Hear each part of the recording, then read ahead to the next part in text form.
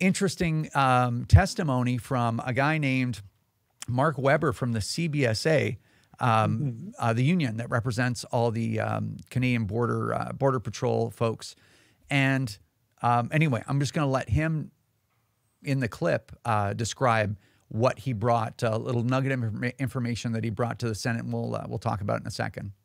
My name is Mark Weber. I'm the national president of the Customs and Immigration Union, which represents personnel working for the Canada Border Services Agency. As part of my testimony, I highlighted a series of issues affecting border operations in general and undermining the CBSA's ability to control the flow of illegal firearms. This includes long-standing and widespread understaffing, major operational gaps impacting highway, marine, and rail modes of operation, and the need for increased reliance on CBSA officers' expertise, including between ports of entry. This was almost 2 years ago. I take no joy in telling you that as of today, nothing has changed. The agency's ability to stem the flow of illegal firearms has not improved a bit. The agency's frontline personnel is still overworked, with many facing exhaustion due to sustained understaffing. Border officers still lack the ability to act between ports of entry, making it harder to address problematic situations in a timely fashion. Tools such as mobile X-rays that could help in intercepting illegal contraband, including dangerous firearms, frequently break down. There is still an almost 0% chance that any illegal weapon entering the country through rail would ever be found. And again, nothing's changed there. All right, amazing. The nugget there, the operative part there is essentially 0% of rail traffic is inspected that comes across the border. 0%. We have this C-21, we have gun bans, we have buybacks, we have billions upon billions upon billions of dollars aimed apparently at public safety. And yet nothing has happened at the border in the last 2 years, he said. There's no improvement at all.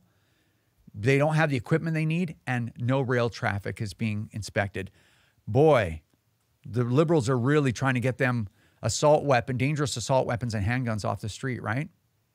Here's the thing, like there was conversation about this, like he said, years ago. And I remember there was some commentary by Conservative MP Blaine Calkins, and he had mentioned these sort of, mobile X-ray things that they can put at the border, and, the capacity would be greater to inspect more vehicles and inspect them more thoroughly.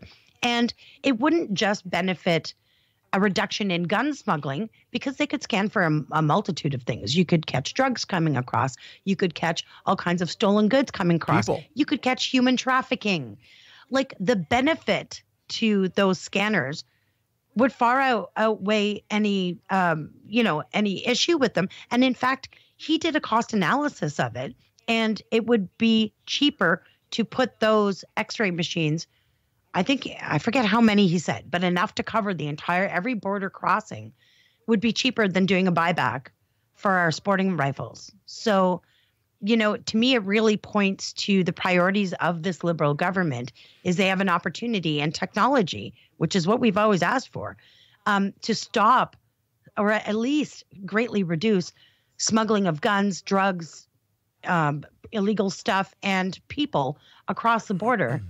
Or he can continue his assault on legal gun owners. And they've made their choice. So, Canadians have a choice to make about them. Yeah, it's pretty wild. Remember, if you don't stand up for your own ability to own and use firearms, who will?